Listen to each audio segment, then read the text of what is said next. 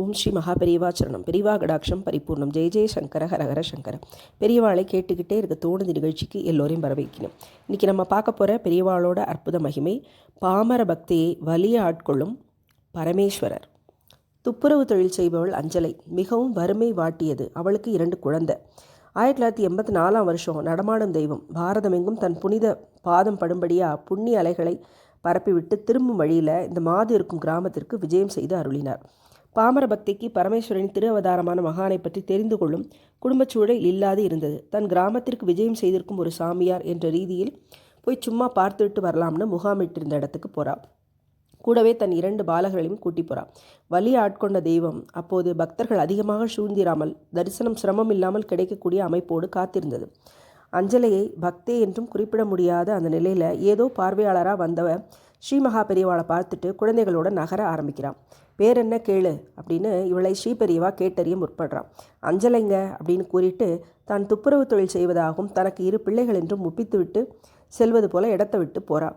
அவளை கூப்பிடு அப்படின்னு போனவளை வலிய தெய்வம் இழுக்கிறது. திரும்பி சென்று நின்றவள்கிட்ட, உன் பேர் அஞ்சலைன்னு சொன்னியே, நீ எதுக்கும் பயப்பட மாட்டியோ அப்படின்னு அன்பும் குறும்பும் கலந்த காருண்ய வினா எழுந்தது. அஞ்சலை மகானின் தீட்சண்ய பார்வையில் ஆட்கொள்ளப்பட்டாள். ஆனாலும் மகானின் கேள்விக்கு எந்த பதிலும் சொல்ல தோன்றாமல் மௌனமாக நிற்கிறாள். வலிய ஆட்கொண்ட பக்தையிடம் திரும்பவும் தன் திருவிளையாட்டாக இன்னொரு கேள்வியை ஸ்ரீபெரியவா கேட்க, பக்தைக்கு வறுமையின் வேதனையிலும் சிரிப்பு தான் வந்தது. உன் 2வது பையன் டெல்லியிலையா வேலை பார்க்குறதா சொன்ன அப்படின்னு வினோதமாக பெரியவா கேட்க, அந்த 2வது பையன் அஞ்சலியின் பக்கத்தில் தலப்பை விடாமல் பிடிச்சபடி கிழிஞ்ச நிக்கரும் அழுக்கான சட்டையும் மூக்கில் ஒழுகல்மா பாலகனாக காட்சி தந்து கொண்டிருந்தான். அஞ்சலை பதில் சொல்லாமல் நிற்க ஸ்ரீபெரியவா அதை எதிர்பார்க்காதவரா பூர்ண அனுகிரகம் பொழிந்து அனுப்பி வைக்கிறார். அன்றைய தினத்திலிருந்து அஞ்சலை ஸ்ரீமகானை மனசில் இருத்தி கொண்டு அவரை நினைக்கும் பாக்கியம் பெற்றாள். மகான் இப்படி தன் 2வது பிள்ளையை பற்றி அர்த்தமில்லாமல் கேட்டதை பற்றிய சிந்தனை இல்லாமல் தினமும் குளித்து முடித்து தன் சிறு குடிசைக்கு வெளியில் வந்து ஆகாயத்திற்கு கற்பூரம் காட்டுவாள். ஸ்ரீமகா பெரியவாளின் திருவுருவப் படத்தை தன் வீட்டில் வைத்துக்கொள்வதற்கான அருகதை கூட தனக்கு இல்லை அப்படிங்கிற ஒரு தாழ்வு நோக்கில் மற்ற எந்த பக்தருக்கும் தோன்றாத எண்ணமாய் எங்கும் வியாபத்திற்கும் மகானை ஆகாயத்தில் ஆரத்தி காட்டி ஆராதிக்கும் மனப்பக்குவத்தில் இருந்தாள். எதற்கும் அஞ்சமாட்டியோ அப்படிங்கிற சக்தி வாய்ந்த கேள்வியோட ஸ்ரீபெரியவா எந்த துன்பம் வந்த போதிலும் அஞ்சாத நெஞ்சம் அருளிட்டார் போலும்.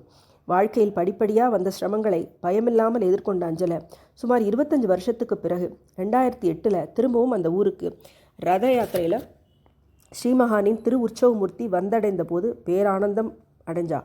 பெரியவா நம்ம விட்டு போகவே இல்லை. அப்படி நினைக்கிறவங்க அந்த தெய்வத்தை பற்றி புரியாதவங்க இந்த ரதத்தில் மெய்யாலுமே அவர் வந்திருக்காருன்னு தான் நிச்சயமாக சொல்லுவேன் அப்படின்னு ரத யாத்திரையோடு சென்றவாள்கிட்ட தன்னை அஞ்சல பக்தியை அஞ்சலை சொன்னாள். அவள் பக்கத்தில் ஒரு இளைஞன் வயது 27 இருக்கலாம். அவன் கையில் ஒரு குழந்தை 1 வயதாகி முடியிறக்க கிராமத்திற்கு வந்திருந்தான். அந்த குழந்தை அஞ்சலையின் பேரன், அதாவது அஞ்சலையின் 2வது மகனின் பிள்ளை.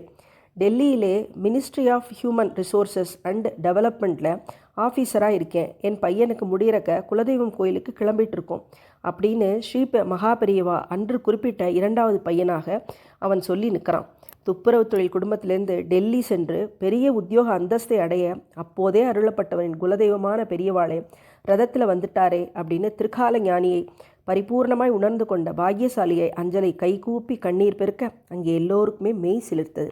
ஓம் ஸ்ரீ மகா பெரியவாச்சரணம். பெரியவா கடாட்சம் பரிபூர்ணம். ஜெய ஜெயசங்கர ஹரஹர சங்கர்.